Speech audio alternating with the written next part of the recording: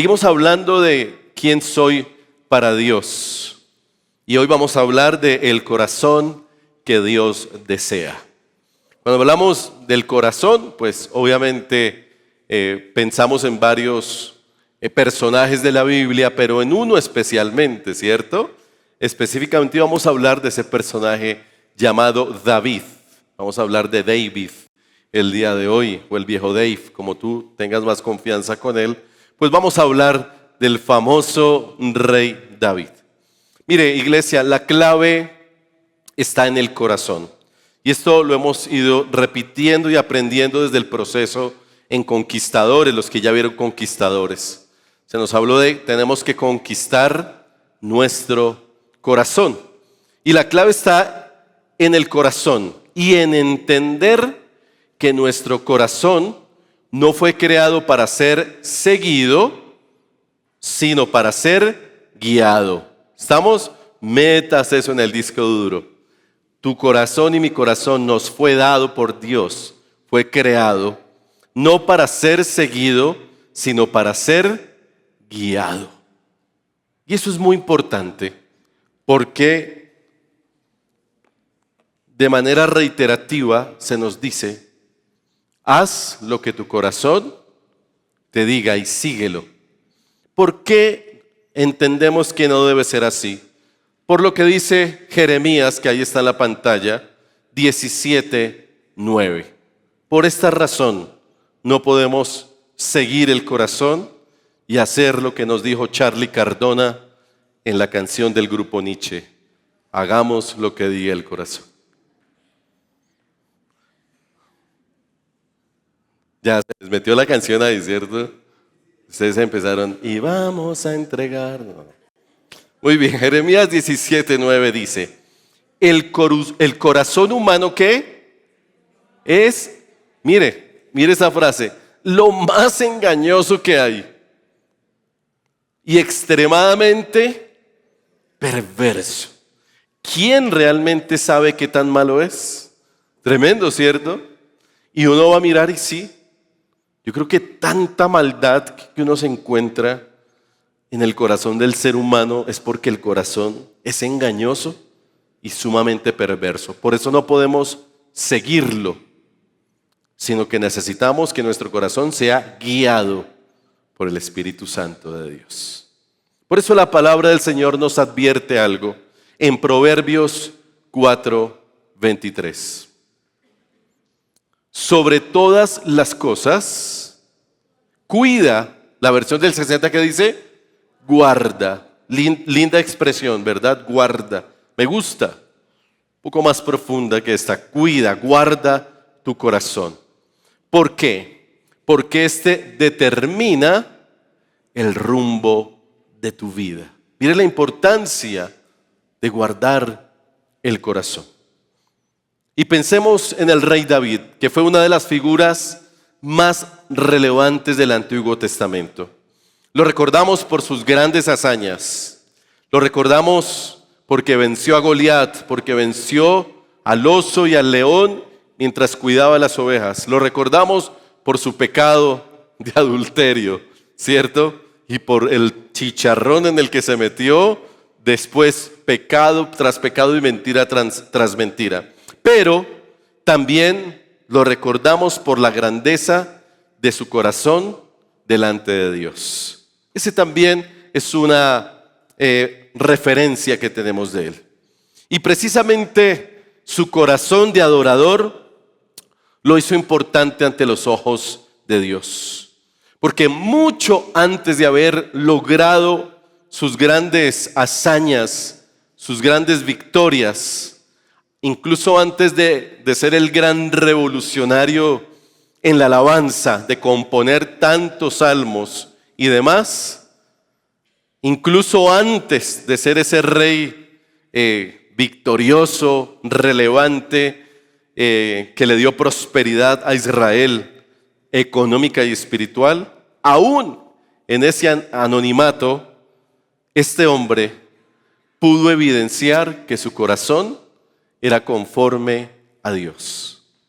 Y Hechos 13:22 dice: Pero Dios quitó a Saúl y lo reemplazó con David, un hombre de quien Dios dijo: he encontrado en David, hijo de Isaí, a un hombre conforme a mi propio corazón. Él hará todo lo que yo quiero que haga. Con esa referencia, entonces, vamos a hablar de este ser humano tan normal como usted y como yo, tan vulnerable y tan frágil como usted y como yo, pero que resaltó su corazón y agradó a Dios. Por eso he llamado a esta prédica o esta charla hoy el corazón que Dios desea. Y son cosas muy sencillas las que vamos a hablar, pero que espero que sean prácticas. Y lo primero que evidencia que David tenía un corazón conforme al propio corazón de Dios es que cultivó una profunda relación con Dios. Cuando nadie lo veía, precisamente, cuando no existían las reuniones de adoración, cuando se movía en el anonimato allí en el campo cuidando ovejitas, David entregaba su corazón en alabanza, en oración y en adoración al Señor. En medio de sus momentos de soledad, él tomaba la iniciativa, una iniciativa maravillosa de buscar a Dios desde lo profundo de su corazón. Porque tenía un anhelo, conocerle. Me encantó la canción. No nos pusimos de acuerdo, pero Dios hace que todo esté conectado. Mi deseo es conocerte mucho más. Yo te pregunto, ¿cuál es tu deseo más grande?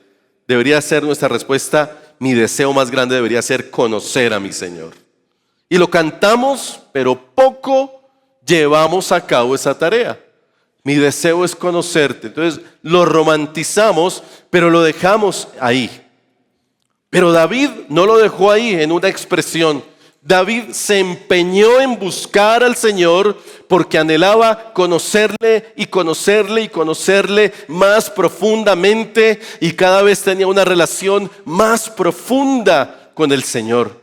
Y cuando David busca al Señor, descubre el carácter del Señor, descubre ese carácter pastoral. Por eso pudo escribir: el Señor es... ¿Por qué? Porque lo conocía y experimentó y descubrió el carácter pastoral del Señor. Pero no solo eso, él descubrió que Dios era generoso, protector, ayudador. Y si vamos a los Salmos vamos a encontrar que cada expresión de David indica que conocía al Señor, que lo conocía profundamente, que lo conocía porque su gran pasión era buscarlo y descubrir más y más de Él. Lo evidenciamos con su lenguaje. Esa pasión por conocer al Señor se evidenciaba en su lenguaje, y podemos decir que definitivamente David buscaba al Señor por encima de todo, que esa era su prioridad, que no había nada más importante en la vida de David que buscar la presencia del Señor, que no había nada más importante que estar postrado y rendido en un fluir constante de adoración. Por eso con frecuencia vamos a encontrar en los Salmos expresiones como: lo que más anhelo es tu presencia. ¿Lo ha leído? Échese una leidita por los Salmos y va a encontrar mucha poesía. A los que les gusta la poesía, va a encontrar expresiones como: tengo sed de ti. ¿Recuerdan? Tengo sed de ti. Como el ciervo brama por las corrientes de las aguas, así clama, oh Dios, el alma mía, porque mi alma tiene sed de ti. Mi carne te anhelan. Son expresiones de alguien que está enamorado de su Dios. Una sola cosa deseo, y es estar en tu casa para adorarte y contemplar tu hermosura. Expresiones maravillosas. Pero también le escribió al Señor: tu amor es inagotable y es mejor que la vida misma. Qué profundo, ¿verdad? Tu amor es maravilloso, inagotable, y prefiero tu amor más que la vida misma. Tú me satisfaces más que un suculento banquete. Estar en tu presencia me es más llamativo que ir a un gran restaurante a comer la mejor comida. ¿Decimos amén a eso? ¿Qué nivel el de David? Recostado me quedo despierto, pensando y meditando en ti durante la noche. Qué romántico. Pero no era romántico solamente, era relación profunda con Dios. David sabía lo que estaba escribiendo. Esa era su realidad. Cuanto más buscaba al Señor, más disfrutaba su presencia, más lo anhelaba, más descubría su carácter y más se enamoraba de su Señor. No nos podemos enamorar de alguien con el que no tenemos una relación, una comunicación profunda. El resultado de esa relación es ese enamoramiento, es esa pasión, es ese: Señor, sin ti no puedo vivir. No puedo enamorarme de alguien a quien desconozco, con el que no tengo ninguna relación. David pasaba tiempos importantes en la intimidad con el Señor. Y los salmos son producto no solamente de su don para componer, porque pueden decir: no, es que David tenía el don de componer. Efectivamente tenía el don, pero no solo fue producto de su don para componer. Más bien, los salmos fueron el producto de un hombre apasionado por el Señor, cuya prioridad lo llevaba a retirarse cada día de manera intencional, sumergirse en un fluir de adoración profundo y sincero con el Dios de sus amores. No era un don para componer, era pasión por ese Dios al que adoraba. Y créanme que David era un hombre ocupado. David tenía muchas cosas que hacer en su agenda. Porque es que hoy decimos: es que no tengo tiempo. Eso suena lindo, pero yo soy una persona ocupada y no tengo tiempo para estar orando y buscando de Dios. David tenía tareas pastorales en el campo. Tenía que proteger y cuidar ovejas. Y ese no era un asunto menor, porque era una labor desgastante, arriesgada, absorbente. Pero a pesar de eso, jamás negoció sus tiempos de intimidad con el Señor. Eso a mí me da una lección impresionante. Jamás, a pesar de toda su agenda, de todas sus labores, David entendió que su prioridad era buscar al Señor. Es imposible, iglesia, apasionarnos por el Señor si no le damos prioridad a nuestra relación íntima y personal con Él. Si no nos apartamos y nos separamos. Yo creo que Jesús es gran ejemplo, porque si vamos a los evangelios, vemos a un Jesús que continuamente dice la Biblia, que se apartaba para estar en relación, en comunicación con el Padre. Y Él detenía lo que tenía que detener. Y le decía a la multitud que lo aclamaba: Jesús, ven y háblanos. Y le decía a la multitud: no, nos vemos mañana, que descansen. Y Jesús les sabía decir no a eso que parecía una prioridad. No, su prioridad era ir en intimidad a estar en la presencia del Padre. Y le decía a la multitud: hasta mañana, que estén muy bien, nos vemos mañana. Y agarraba, pasaba al otro lado, se desconectaba del ruido, se desconectaba de todo el quehacer de la rutina y se metía en la presencia del Padre. Si lo hacía Jesús, ¿cuánto más nosotros, estos mortales frágiles y vulnerables, necesitamos meternos en la presencia de Dios y fluir en esa pasión por Él. Tenemos demasiadas excusas, pretextos, afanes, distracciones que nos roban la posibilidad de estar a los pies del Señor.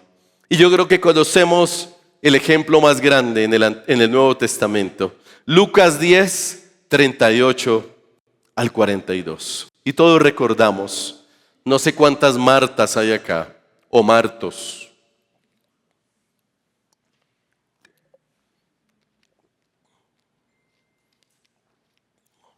Ya lo están viendo, ¿cierto?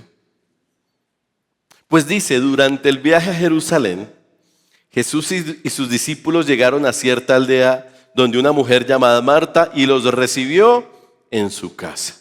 Su hermana María se sentó, ¿a dónde se sentó?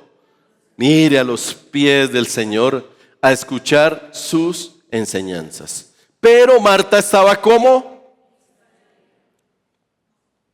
¿Cuántas distracciones tenemos nosotros? Y si no las tenemos, como vivimos en un mundo tan acelerado, nos las inventamos. Cualquier cosa para distraernos. ¿Con qué estaba distraída? ¿Con algo bueno o estaba haciendo algo malo? Si se da cuenta, no, estaba perfecto lo que estaba haciendo, pero no era el momento. O sea, no estaba nada mal, porque estaba haciendo quehaceres, preparativos para la gran cena. Entonces se acercó a Jesús y le dijo, estaba enojada porque le dejó toda la carga, ¿sí? María, y no se compadeció de ella, maestro, ¿no te parece injusto que mi hermana esté aquí sentada mientras yo hago todo el trabajo? Dile que venga a ayudarme. La respuesta del Señor es, mi apreciada Marta, estás preocupada y tan inquieta con todos los detalles. Hay una sola cosa por la que vale la pena preocuparse. María la ha descubierto y nadie se la quitará. Hay una sola cosa que tú y yo no podemos descuidar, iglesia, y es ocuparnos de estar a los pies de nuestro Señor Jesucristo. ¿Qué le dijo el Señor? Apreciada Marta, tienes demasiadas distracciones. Apreciada Marta, no es que esté mal que estés haciendo los quehaceres. No es que esté mal que tú estés dedicada a las labores importantes, porque es importante tener la casa limpia, ¿o no es importante? Por supuesto, es muy importante. Es importante mantener el orden en la vida, eso es muy importante. Pero en este momento, el Señor confronta a Marta y le dice, no es momento para eso. Tienes que determinar prioridades. María lo entendió y escogió la mejor parte. Iglesia, podemos preguntarnos cuáles son nuestros distractores. Excusas y pretextos. Estamos muy ocupados, muy cansados, muy distraídos. ¿Qué nos está impidiendo que fluyamos y cultivemos una relación con Dios profunda y personal? Tú puedes venir a la iglesia cada 8 días. Mire, la iglesia no va a sustituir lo que tú necesitas para llevar y desarrollar tu relación con Dios. ¿Estamos? No es suficiente venir el domingo a la iglesia. Con esto no te vas a lograr sostener ni mantener. No es suficiente. Porque la iglesia solo hace un aporte en el desarrollo de tu vida espiritual y de tu relación con Dios. La iglesia no va a sustituir lo que tú debes hacer diariamente en tu cotidianidad, en tu relación con Dios. ¿Qué pasaría si mañana no podamos volver a reunirnos por X o Y razón? ¿En qué queda nuestra relación con Dios? Si la cultivamos desde lo personal, desde lo profundo, lo íntimo, la vamos a mantener firme. Pero si tu relación con Dios depende de venir un domingo a la iglesia, yo no sé cómo hacen los que vienen de vez en cuando, perdóneme, no sé. Y no sé cómo será su vida de oración. O sea, si asisten por ahí cada mes, creo que está muy duro apáguenlo por favor, está muy fuerte el aire, de hecho hasta aquí llega. Y creo que no está haciendo calor, ¿cierto? Está bueno. Ok, bueno, hasta que me llegó el chiflón. El chiflón. Bueno, ¿en qué iba? En eso. Ok, gracias, que ustedes me hacen perder. Entonces, tú no puedes vivir de esa. O sea, a mí me aterra cuando las personas se limitan a eventualmente asistir a la iglesia y ya la estadística se está dando. Después de pandemia, tenemos el sector de los que vienen a la iglesia una vez al mes. Hay otro porcentaje que viene 2 veces, cada 15 días. Y el porcentaje más pequeño es el que no falla. Es ese porcentaje, pero es el más pequeño, no es el mayor. Es ese que no falta su iglesia, no falta su grupo, no falta la vida de la iglesia. Y si no aprovecha, esta es una iglesia que produce mucho contenido para su crecimiento espiritual. Yo me atrevo a decirlo, porque aquí estamos dando prédicas prácticas. Usted se las lleva y las trabaja. Y aparte la refuerza entre semana. Y aparte tiene una oración en semana a la cual se puede conectar y se ministra la palabra. O sea, de nuestra parte estamos dando todo, pero no será suficiente si tú y yo no tenemos una relación personal con el Señor. Lo segundo que hizo o que vivió e hizo que su corazón fuera agradable ante el Señor fue su humildad o la humildad para examinar su corazón. David, como cualquier persona, cometió muchos errores. Muchos, como usted y como yo. Solo que como él era famoso, pues se notó más. Si yo la embarro, mano, mañana salgo hasta en Facebook. Aquí donde me ven, por lo menos Facebook. Ese pastor Miguel Talero, ¿quién lo ve? ¿Quién lo veía?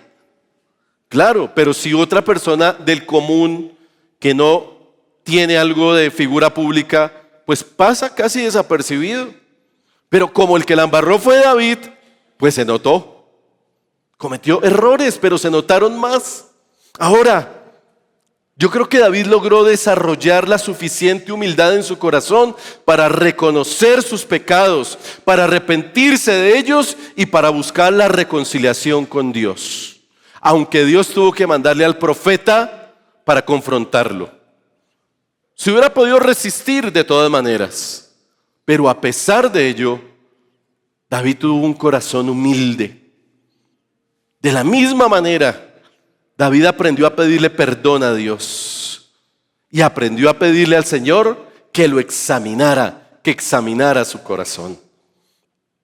¿Qué denota esa actitud? No solamente humildad. Sí, pedirle al Señor que examine mi corazón denota humildad, pero sobre todo denota la aceptación del señorío de Dios sobre su vida como producto de su relación con Él. Cuando le estoy diciendo, Señor, examíname, estoy aceptando su señorío sobre mi vida. Estoy aceptando que Él tiene el derecho a examinarme porque Él es mi Dios, mi único Dios. Salmo 139, 23 y 24, y lo conocemos. Examíname, oh Dios, y conoce mi corazón. Pruébame y conoce mis pensamientos o los pensamientos que me inquietan. Señálame cualquier cosa en mí que te ofenda y guíame por el camino de la vida eterna. ¿Qué está queriendo decir David? Pues está aceptando que nadie lo conoce como Dios y que nadie tiene la autoridad como el Señor para probar, señalar y guiar su corazón. Iglesia, nadie tiene el conocimiento de lo que pasa por mi mente, por mi corazón, sino mi Señor. Y Él tiene toda la autoridad, toda la sabiduría, todo el entendimiento y todo el permiso, porque Él es Dios. ¿Para qué? Para probarme, para señalarme y para guiar mi corazón. No es solo una oracioncita y humildita. Ay, Señor, examíname. No. Le estoy diciendo, Señor, tú eres el Señor de mi vida. Acepto tu señorío. Acepto que tú me llames la atención. Acepto que tú me corrijas. Acepto que tú me confrontes. Acepto tu señorío en mi vida y señálame y pruébame. Y no me dejes pecar. Y si estoy pecando, dímelo, Señor, porque no quiero seguir en esa tónica. Esto es más profundo de lo que pensamos. Parece un ejercicio sencillo, pero no lo es. ¿Por qué? Porque no estamos acostumbrados a la confrontación. Y de hecho, si somos sinceros, no nos gusta la confrontación. Seamos honestos. ¿A quién le gusta que lo llamen para confrontarlo? Es incómodo que nos confronten. La confrontación es incómoda, por supuesto. Y es que lamentablemente nos cuesta asumir que hay cosas en nuestra vida que necesitan ser confrontadas y transformadas. Y ese es un rasgo de la religiosidad. Nos volvemos religiosos, entonces rechazamos la confrontación y creemos que ya somos producto terminado, que no necesitamos cambiar nada en nuestra vida porque ya llevo 50 años en el Evangelio a su nombre, ¿cierto? Y porque mi Biblia Reina Valera del 60, de 1 metro por 2 metros y la cargo debajo del sobaco, entonces creemos que eso nos hace santitos y no necesitamos ser examinados por el Señor. Nos acostumbramos y normalizamos los malos pensamientos, las malas actitudes y terminamos acostumbrados a vivir así, religiosamente, mentirosos, groseros, atravesados, malas pagas, desordenados, victimizados, chismosos, murmuradores, tacaños. Pero así, es que el Señor me ama así. Sí, lo ama así. Pero está en la inmunda, haga algo. Pídale al Señor que lo confronte, que lo examine. Y David nos enseña la importancia de ir todos los días y decirle, Señor, no me quiero acostumbrar a los malos pensamientos. Uno se acostumbra a eso. Uno se le puede cauterizar, endurecer el corazón con el pasar del tiempo. Y se acostumbra a vivir así. Como no pasa nada, pero usted está atado, está esclavizado. Todo examen produce incomodidad. Tanto un examen en la universidad, en el colegio, ¿cierto? Saquen una hoja, aquí tenemos profesores. Chévere cuando avisaban, pero cuando no, saquen una hoja. Y uno, no, se me acabó el mundo. Pero los exámenes médicos, muchos de ellos también son incómodos, ¿cierto? Casi ningún examen es cómodo, desde el coprológico en adelante. Que a uno le toca ahí echar en el tarrito y llegar allá. Y si le van a sacar sangre, pues los que somos antiagujas, pues. Todos los exámenes, ¿por qué? Porque el examen saca cosas de adentro, las que no se ven, incluido el coprológico. Eso es suyo, eso es privado, pero tiene que echarlo en un tarro y llevárselo a otro. Menos mal que no conozco al bacteriólogo o a la bacterióloga. ¡Qué vergüenza! Claro, Todo examen produce incomodidad porque es el escenario en el cual estamos expuestos y vulnerables, porque allí se revela lo que sucede en nuestro interior, allí se revela de lo que estamos llenos por dentro, sea en conocimiento, sea en temas emocionales o en temas físicos. Los exámenes son para saber qué hay por dentro. Nos pueden ayudar a recibir un diagnóstico. Pero hay una buena noticia: un examen a tiempo puede evitarnos graves consecuencias, ¿o no? Por eso a tiempo examinemos nuestra vida, no solo espiritualmente, sino también emocionalmente y también físicamente. Por eso es importante examinarnos y que alguien especialista nos examine. Y cuánto más espiritualmente, si permitimos, si le pedimos al Señor que nos examine, iglesia, nos vamos a evitar dolores de cabeza. Vuelvo a decir, un examen a tiempo puede evitar graves consecuencias. Porque el médico nos va a decir, estamos a tiempo. ¡Wow! Y el Señor nos dice, estás a tiempo. Vamos a trabajar en esta área de tu vida. Vamos a trabajar aquí. Vamos a trabajar allá. David nos enseña que debemos hacer esta oración sincera todos los días. Y nos lleva a darle la importancia a los pensamientos, motivaciones e intenciones de nuestro corazón, para pasarlos por el filtro del examen del Señor con la disposición de dejarnos enderezar y de dejarnos guiar por el Señor. Cuán importantes son los pensamientos que cultivamos. Muy importantes. Van a determinar muchas cosas en nuestro diario vivir, en nuestra cotidianidad. Es probable que hoy tú y yo tengamos áreas de nuestra vida en las que no vamos a poder trabajar por sí mismos. Hay algunas áreas que sí, pero hay otras en las que necesitamos ayuda espiritual, ayuda profesional.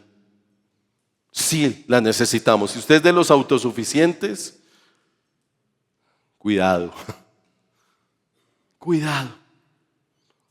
Pero qué bueno es tener un guía. A mí, cuando alguien levanta me dice, necesito ayuda en esto, que no pude trabajarlo, y creo que necesito a alguien a mi lado para que me acompañe en este proceso. ¿Cuán importante es eso?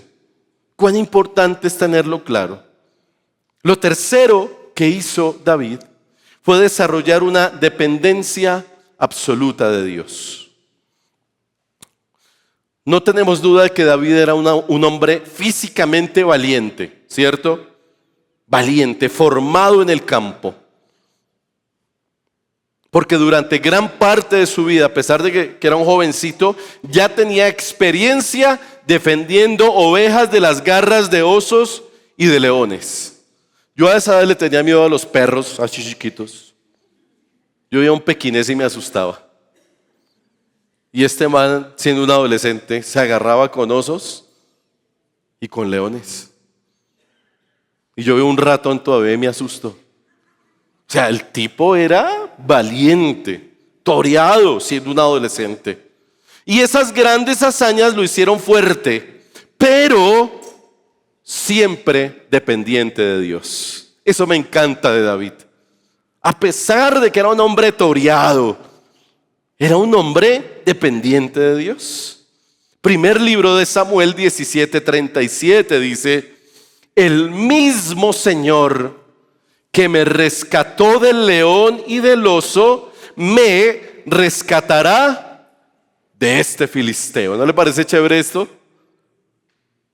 El tipo hubiera podido decir, otro más, como hacemos nosotros, ¿no? Agrandaditos.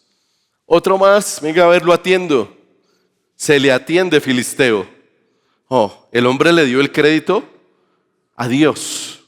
Que si él pudo vencer osos y leones, fue por la gracia y el poder de Dios en su vida. Y que si ahora tenía un filisteo enorme enfrente, lo iba a vencer con la ayuda, la gracia y el poder de Dios. Eso se llama dependencia de Dios. David podría ser el más arrogante de los hijos de Isaí por sus experiencias con los feroces animales del campo. Sin embargo, jamás utilizó sus habilidades ni sus victorias para presumir de sí mismo. Jamás veo a David diciendo: yo soy aquí el chacho. Por algo me escogieron el rey David. Por algo me escogieron a mí. Por algo, porque yo vencí a osos y leones y al filisteo. Jamás utilizó sus grandes victorias para humillar a otros. Más bien siempre se las adjudicó al Señor. ¿Qué hacemos con las grandes victorias que Dios nos da? Con los talentos, capacidades, dones, el estudio que Dios nos permite lograr y escalar. ¿Qué hacemos? ¿Humillar a otros?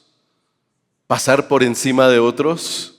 Y si tenemos una platica que el Señor nos ha dado, ¿qué hacemos?